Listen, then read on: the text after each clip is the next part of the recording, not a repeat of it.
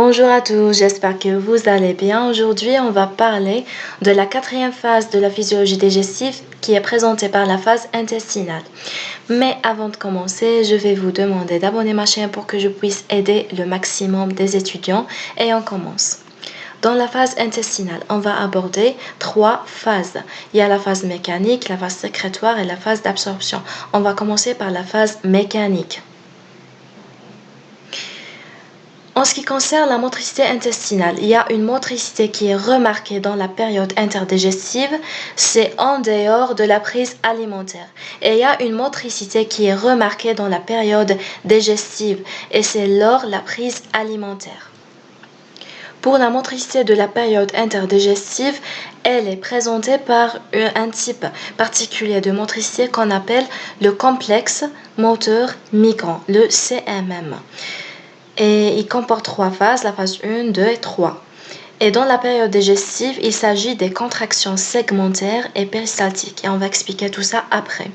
Je vais juste mentionner que la motricité dans cette période est discontinue, tandis que la motricité dans cette période est continue.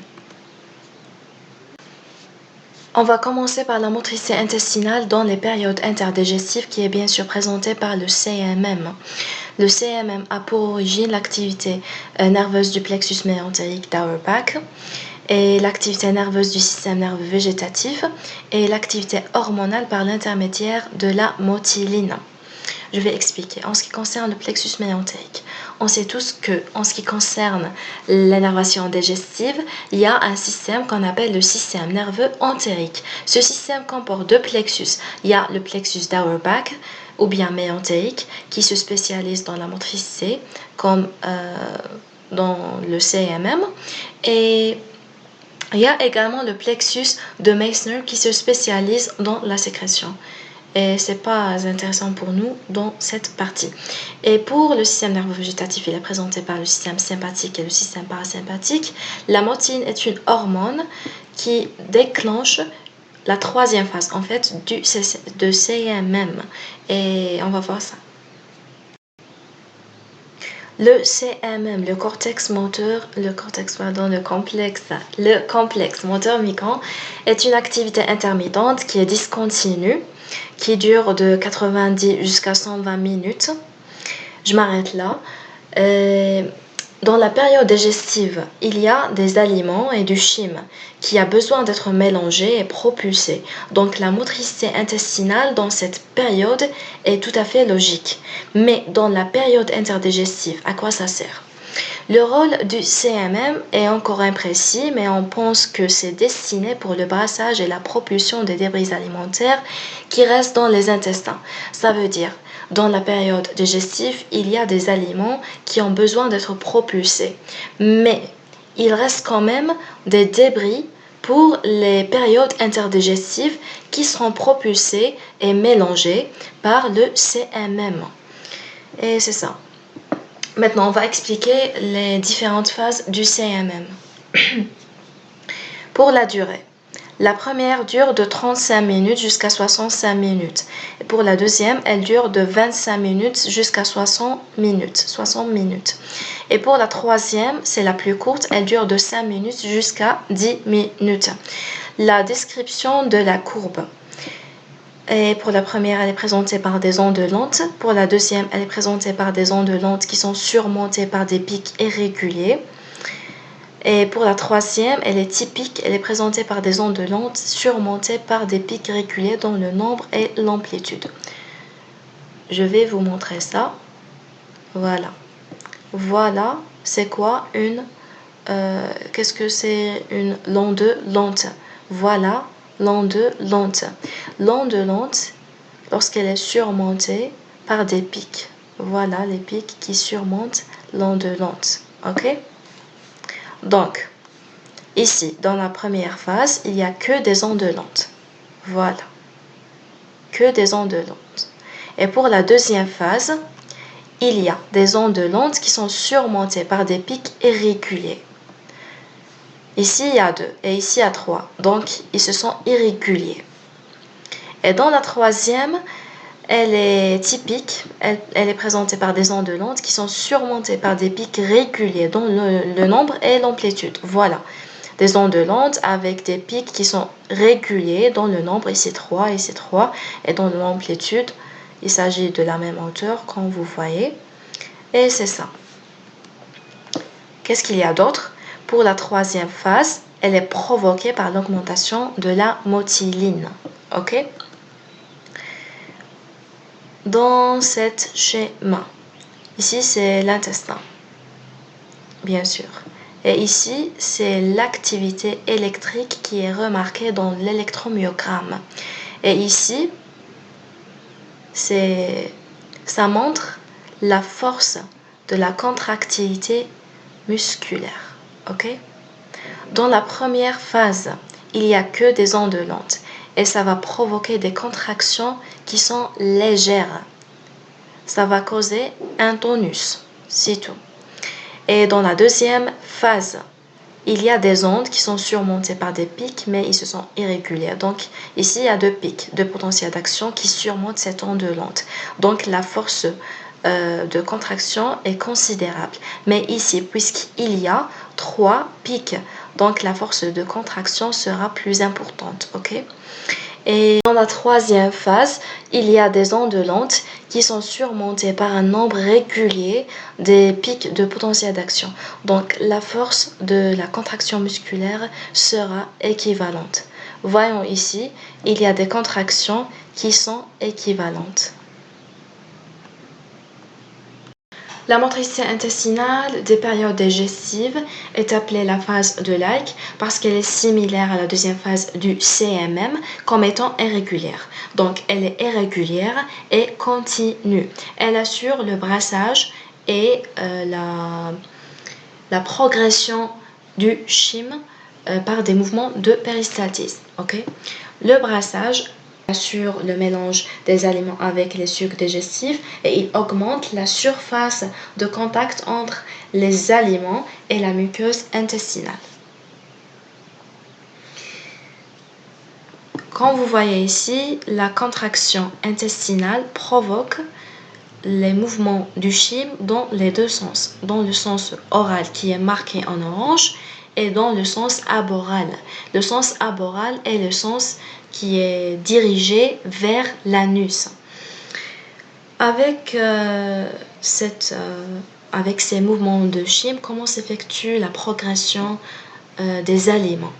En fait, il y a une différence de fréquence de contraction entre les parties proximales des intestins grêles et les parties distales des intestins grêles. Dans les parties proximales des intestins grêles, il y a 12 contractions par minute, tandis qu'aux parties distales, il n'y a que 9 contractions par minute. C'est une différence qui est l'origine de ces mouvements de péristaltisme. Mais quand vous voyez,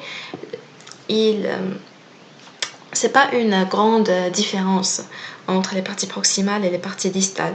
Donc le péristaltisme sera lent. Il y a également ces forces de résistance, le retour, qui favorise le brassage mais qui rend le péristaltisme plus lent, comme vous voyez. C'est un facteur de ralentissement du péristaltisme. Donc le péristaltisme, il est lent. Pourquoi? Parce que la différence de fréquence n'est pas aussi importante et parce qu'il y a des forces de résistance présentées par le retour du chyme. Ok?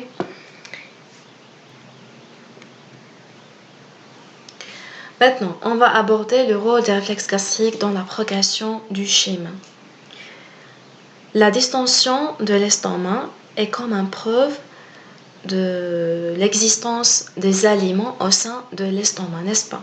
Cette distension est comme une stimulation qui va aller jusqu'au centre parasympathique. Et bien sûr, il y aura des effets. De 1, sur les intestins grêles, il y aura l'accélération des mouvements de péristaltisme pour assurer la libération des intestins grêles afin d'être occupés par les nouveaux aliments. Okay? Et c'est ce qu'on appelle le réflexe gastro-entérique. Gastro, l'estomac, entérique, les intestins grêles. Il y a également le réflexe gastro-colique qui est causé par une stimulation de la part de l'estomac et qui a un effet sur le côlon. il y aura l'activation ou bien la stimulation du processus de défécation. C'est afin de libérer le côlon pour être occupé par les aliments qui n'étaient pas absorbés par les intestins grêles. Donc il y aura la libération du côlon pour être occupé par ces produits qui n'étaient pas absorbés par les intestins grêles, et il y aura également la libération des intestins grêles pour être occupés par les nouveaux aliments. C'est comme une procédure de préparation pour le vidange gastrique. Maintenant, on va parler de la phase sécrétoire, mais d'abord, on va faire un petit rappel histologique et anatomique. Pour la structure du pancréas, on distingue le pancréas exocrine et le pancréas endocrine. Le pancréas exocrine qui est constitué des acinus et des lobules qui sécrètent les enzymes. Et pour le pancréas endocrine, il est constitué par des îlots de Langerhans qui sécrètent les hormones régulateurs de la glycémie, l'insuline et le glucagon. L'essentiel de masse du pancréas est présenté par les acinus et les îlots de Langerhans sont dispersés entre eux. Voilà les acinus et voilà les îlots de Langerhans. Une vue plus proche, voilà les acinus et les îlots de Langerhans qui sont dispersés entre plusieurs acinus.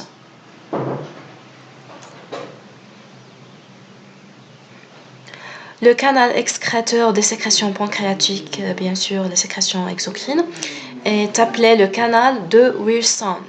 Et il y a également un canal d'excrétion qui concerne la vésicule biliaire qu'on appelle le canal cholédoque.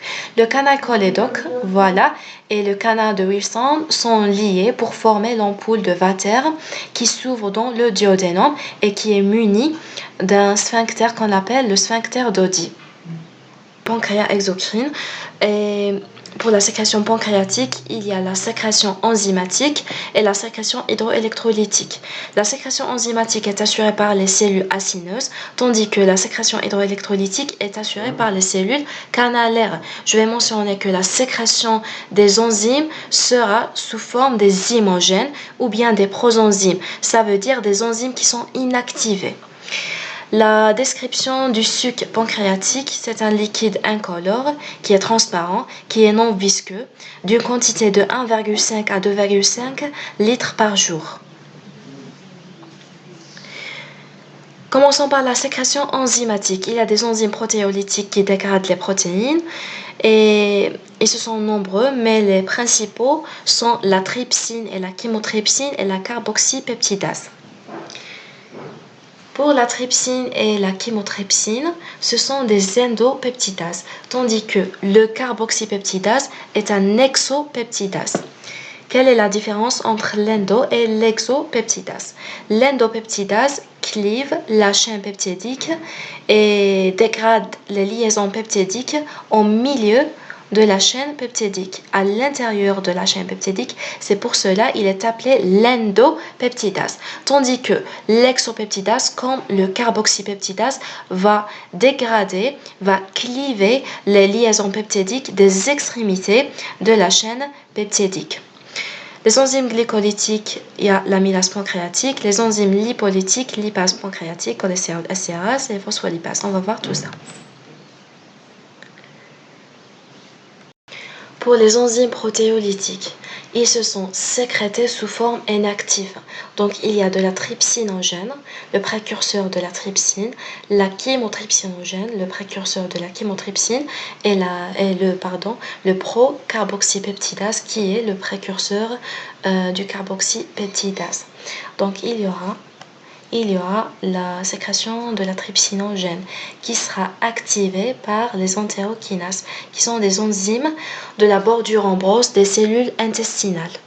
Après activation, la trypsinogène va donner de la trypsine, mais dès l'existence de la trypsine dans la lumière intestinale, il y aura l'auto-activation de la trypsinogène aux trypsines. Ça veut dire l'activation de la trypsinogène est initialement par l'entérokinase, mais après, ça sera par l'intermédiaire de la trypsine. Donc, elle commence par l'entérokinase, puis cette activation se poursuit par la trypsine, par l'auto-activation ou bien l'autocatalyse. La trypsine va activer également les autres immunogènes, va activer la chymotrypsinogène chymotrypsine et le procarboxypeptidase au carboxypeptidase. Mais pourquoi ces enzymes sont restées inactivés jusqu'à la lumière duodénale?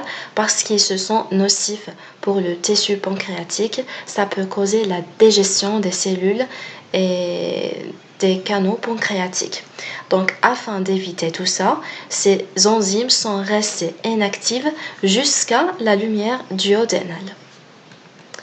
Mais comment ça reste inactive? C'est grâce à l'inhibiteur de la trypsine.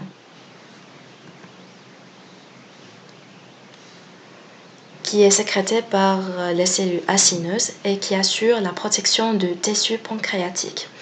Donc, il assure la prévention de toute activation prématurée ou accidentelle, ça veut dire qui n'est pas programmée, et il bloque l'effet de la trypsine.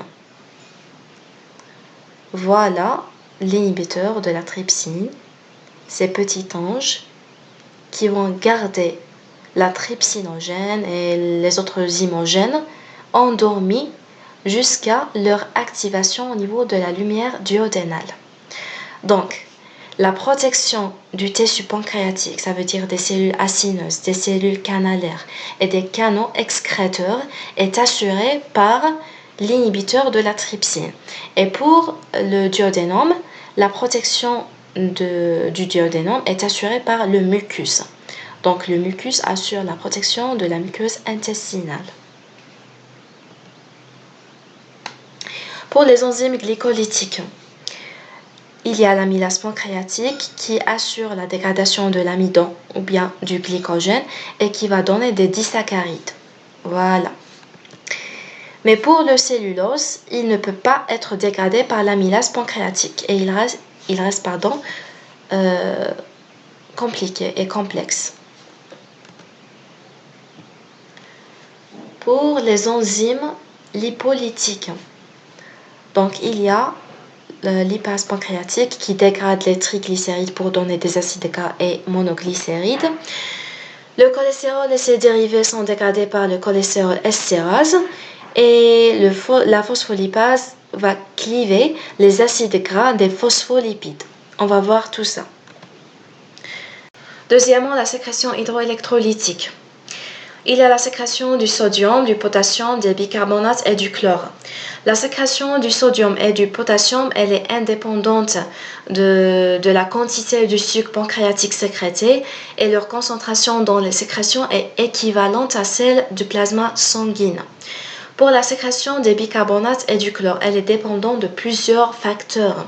Elle est dépendante de la quantité de sucre sécrété, de l'acidité et la sécrétine.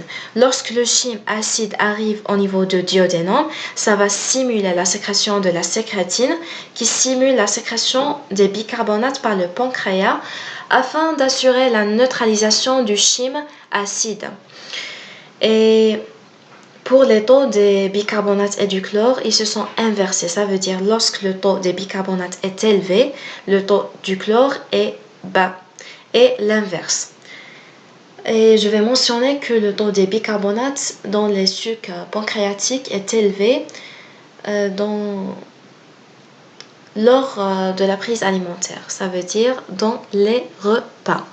Le taux des bicarbonates est élevé et le taux du chlore est bas.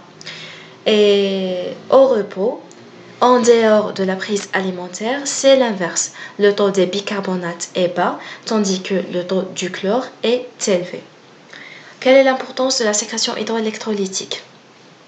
Elle assure la libération des enzymes. Ça veut dire, en absence de la sécrétion hydroélectrolytique, il y aura la production des enzymes, mais il n'y aura pas la libération de ces enzymes, l'excrétion de ces enzymes. Donc, la libération de ces enzymes est assurée par la sécrétion hydroélectrolytique. Elle assure également la neutralisation du chyme acide par les bicarbonates. Mais comment s'effectue la sécrétion des bicarbonates. Au sein de la cellule, il y a de la CO2 et il y a de l'H2O. L'union de ces deux va donner cette molécule. Et l'union se fait par l'anhydrase carbonique pour donner l'H2CO3. L'H2CO3 va donner les bicarbonates d'une part et les ions H+, d'autre part. En fait, un seul ion d'H+. La sortie d'ions H+, au sang sera accompagnée par l'entrée du sodium. Puis, il y aura la libération du sodium avec les bicarbonates dans la lumière du canalicule pancréatique. Mais comment ça sera la neutralisation du chyme acide? Il y a de l'HCl, n'est-ce pas? Et il y a de l'Na plus HCO3-. Donc, il y aura la liaison de l'HCO3- avec l'H+, pour donner l'H2CO3 et l'union du sodium avec le chlore pour donner l'NaCl, le chlore du sodium.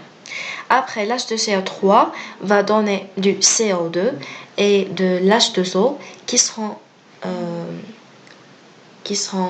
éliminés par la circulation sanguine. Et c'est ça. Les cellules acineuses sont stimulées d'une façon hormonale par le CCK duodénal, le cholécystokinine qui est sécrété par le duodénum, et sont stimulées également d'une façon nerveuse par l'intermédiaire de l'acétylcholine. Donc, il y a deux types de stimulation pour les sécrétions enzymatiques. Mais pour les sécrétions hydroélectrolytiques qui sont assurées par les cellules canalaires, il y a un seul type de stimulation, c'est la stimulation hormonale par la sécrétine. La régulation générale de la sécrétion pancréatique. Dans la phase céphalique, il y a la stimulation nerveuse. Donc, il n'y a que la stimulation des sécrétions enzymatiques. La même chose pour la phase gastrique. Il y a la stimulation nerveuse, donc que la stimulation des sécrétions enzymatiques. Dans la phase duodénale, il y a d'autres stimulations des sécrétions enzymatiques. Donc, il y a une sécrétion enzymatique plus importante. Et il y a également dans la phase duodénale la stimulation des sécrétions hydroélectrolytiques par la sécrétine. Je répète, dans la phase céphalique, il n'y aura que la sécrétion enzymatique. Dans la phase gastrique, il y aura également que la sécrétion enzymatique. Mais dans la phase duodénale, il y aura une sécrétion enzymatique qui est plus importante et qui est accompagnée par la sécrétion hydroélectrolytique. Donc, il y aura la production importante des imogènes avec leur libération dans la phase duodénale. Et dernièrement, il y a la phase d'absorption. On va aborder l'absorption des glucides, des protéines, des lipides, des vitamines et du fer. Mais avant de commencer, on va parler de quelques notions. Il y a la notion du cotransport. C'est un transport couplé. C'est lorsque il y aura le transport d'une substance accompagné par le transport d'une autre. Et il y a deux types en ce qui concerne le cotransport. Il y a le symport et l'antiport. Le symport, c'est lorsque les deux substances vont être transportées dans le même sens. Et pour l'antiport, c'est lorsqu'il y a le transport de deux substances à la fois, mais de sens opposés. L'uniport, il ne fait pas partie du cotransport, c'est juste une autre notion, c'est le transport d'une seule substance. On commence par l'absorption des glucides. Mais avant de parler de l'absorption, on va faire un petit rappel sur la digestion des glucides de A à Z. Les glucides alimentaires, il y a l'amidon et il y a cellulose. Cellulose ne peut pas être dégradée. Et pour l'amidon, il va être dégradé selon plusieurs étapes, bien sûr. Il sera dégradé d'abord par l'alpha-amylase, qui est l'amylase salivaire. Puis, il sera également dégradé par l'amylase pancréatique. L'amylase pancréatique dégrade une portion plus importante par rapport au alpha-amylase. Il va donner au dernier des disaccharides, saccharose, maltose et lactose, qui seront dégradés d'une façon complète et terminale par les enzymes de la bordure en brosse.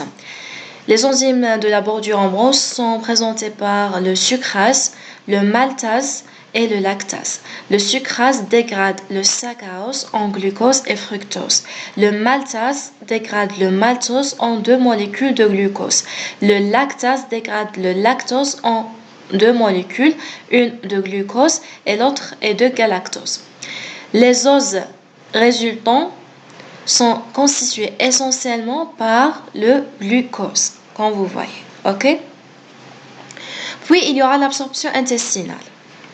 On va étudier l'absorption intestinale donc de glucose, de galactose et de fructose. Pour l'absorption intestinale du glucose et de galactose, elle se fait par un cotransport avec le sodium et un cotransport de type sympore. Donc un cotransport de type sympore avec le sodium, avec l'Na+. Il s'agit d'un transport actif secondaire. Pourquoi actif secondaire? Parce qu'il utilise la concentration extracellulaire du sodium qui a été créée d'une façon active par la pompe. Et c'est en ce qui concerne le galactose et le glucose. Donc, c'est un cotransport sympore avec le sodium et c'est un transport actif secondaire parce qu'il est en train d'utiliser le sodium qui a été créé par la pompe. Il est en train d'utiliser le sodium extracellulaire qui a été créé activement par la pompe. Ok? Pour le fructose, il s'agit d'une diffusion qui est simple et qui n'a pas besoin de l'ATP. Après absorption intestinale, il y aura la diffusion de ces 3 os vers la circulation sanguine d'une façon simple et d'une façon qui ne nécessite pas d'énergie. Donc, il y aura ici, dans la membrane basale des entérocytes, une diffusion simple de ces os vers la circulation sanguine.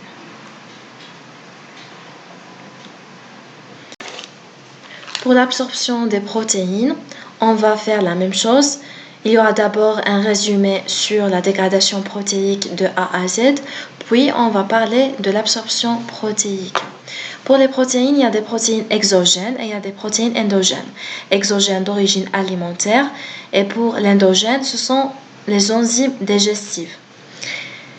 Tout ça sera dégradé par la pepsine gastrique, puis par la trypsine, la chymotrypsine et les peptidases pancréatiques au niveau duodénal.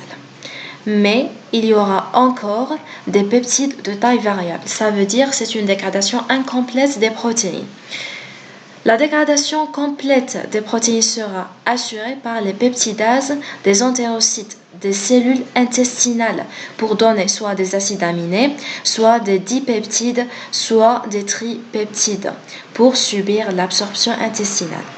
Pour l'absorption des acides aminés, ça peut être effectué soit par cotransport avec la sodium, c'est un transport actif secondaire, et soit par diffusion simple. C'est en ce qui concerne les acides aminés. Pour les dipeptides et les tripeptides, ça sera un cotransport avec les ions H+. En fait, il y a cette pompe Na+, K+, qui va créer une concentration extracellulaire du sodium. Il y a des transporteurs qui vont utiliser cette concentration extracellulaire du sodium pour qu'il y aura une création d'une concentration H+ extracellulaire. Ça veut dire que la pompe va faire sortir l'Na+, n'est-ce pas? Puis il y a un cotransport entre l'Na+ et l'H+, il y aura l'entrée de l'Na+, qui est accompagnée par la sortie des ions H+. Après, il y aura l'entrée des ions H+, qui est accompagnée par l'entrée soit des dipeptides ou bien des tripeptides. C'est ça le cotransport des di- ou tripeptides avec les ions H+. Pour l'absorption des lipides, donc la digestion des lipides est assurée par tout ça. C'était déjà mentionné, mais ici c'est plus détaillé. Donc, la lipase pancréatique avec la colipase, qui va faciliter le fonctionnement du lipase pancréatique, va dégrader les triglycérides à des acides gras et monoglycérides. Pour les phospholipides, ils vont être dégradés par la phospholipase A2. Pour les esters de cholestérol, ils vont être dégradés par le cholestérol estérase. L'absorption des lipides. Donc, ça comporte plus de détails par rapport aux glucides et protéines, ok? Donc, concentrez avec moi. Il y a des grandes gouttes de lipides. Des grandes gouttes de lipides qui vont subir l'émulsion par des sels biliaires. Vont subir l'émulsion par les sels biliaires pour donner des gouttelettes, des petites gouttes. L'émulsion va prévenir la coalescence, la réunion de ces petites gouttes. Ils vont les garder comme ça. Les sels biliaires vont garder ces petites gouttes comme ça, sans coalescence, ok, sans réunion. Et ils vont assurer également ou bien augmenter le contact de ces petites gouttes avec les enzymes lipolytiques, comme lipase pancréatique, comme phospholipase A2, ok. Après, il y aura la digestion de ces petites gouttes par les enzymes lipolytiques, comme lipase pancréatique, phospholipase A2, cholestérol estérase, pour donner le produit de dégradation. Pour lipase pancréatique, c'est les acides gras et monoglycérides, n'est-ce pas? Après, il y aura la couverture de ces produits de dégradation par des micelles. C'est quoi des micelles? Les micelles sont constituées par plusieurs molécules de sels biliaires. Et ces molécules sont des molécules amphiphiles. Ça veut dire ce sont des molécules qui comportent deux parties, une partie hydrosoluble et une autre liposoluble. Donc, quand vous voyez, plusieurs molécules de sels biliaires vont donner une micelle. Dont la partie hydrosoluble de ces sels biliaires sera externe et la partie liposoluble de ces sels biliaires sera interne. Ces micelles vont contenir ces molécules lipidiques dans leur partie interne qui est liposoluble pour assurer leur transport dans le milieu hydrique, la lumière duodénale, jusqu'à la bordure en brosse des cellules intestinales. Lorsque les micelles arrivent à cette bordure de brosse, il y aura leur dégradation et la libération des acides gras et des monoglycérides qui vont entrer à la cellule par diffusion passive. Par diffusion passive et simple, qui ne nécessite pas d'énergie. Et pour le cholestérol, il a des transporteurs spécifiques pour l'absorption, pour son absorption. Pour les monoglycérides et les acides gras, ils seront réunis pour former une autre fois les triglycérides au sein de la réticule endoplasmique lisse. Puis ces triglycérides seront couverts par des molécules lipoprotéiques qui sont appelées kilomicrons. Voilà une astuce pour les apprendre, comme un kilomicro. Donc kilomicrons. Ou bien il y a d'autres molécules lipoprotéiques qui sont les VLDL. Donc il y a soit kilomicrons ou bien VLDL, afin d'assurer la circulation lymphatique de ces triglycérides. Voilà, la circulation lymphatique de ces triglycérides à l'intérieur des kilomicrons. Lorsqu'il y a une malabsorption ou bien une maldégradation des lipides, il y aura la présence des lipides dans les selles et c'est ce qu'on appelle la stéatorie. Et c'est une pathologie bien sûr. Comment s'effectue la sécrétion biliaire? Ça sera par la CCK. La CCK a deux effets. Il y a l'effet principal et l'effet accessoire. Pour l'effet principal, ça sera la stimulation par voie hormonale, les contractions de la vésicule biliaire et la dilatation du sphincter d'Oddi. C'est comme l'ouverture de la porte entre l'ampoule de Vater et le duodénum pour l'excrétion des sécrétions biliaires.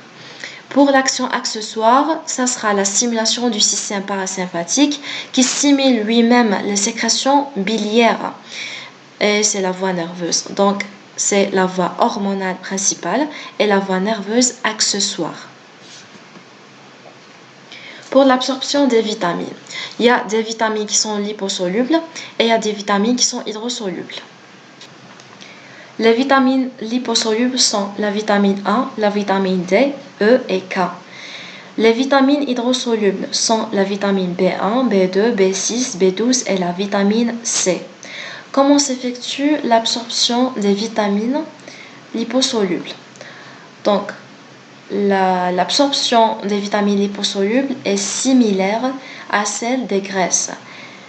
Elles ont besoin d'une substance pour leur véhiculer dans le milieu hydrique vers la membrane lipidique. Ok? Pour la vitamine C, il s'agit d'un cotransport avec le sodium. Et pour la vitamine B12, c'est en fait la vitamine B12 est recouverte par une protéine dans l'estomac qu'on appelle l'aptocorine. Et cette aptocorine va assurer la protection de la vitamine B12 des sécrétions acides de l'estomac.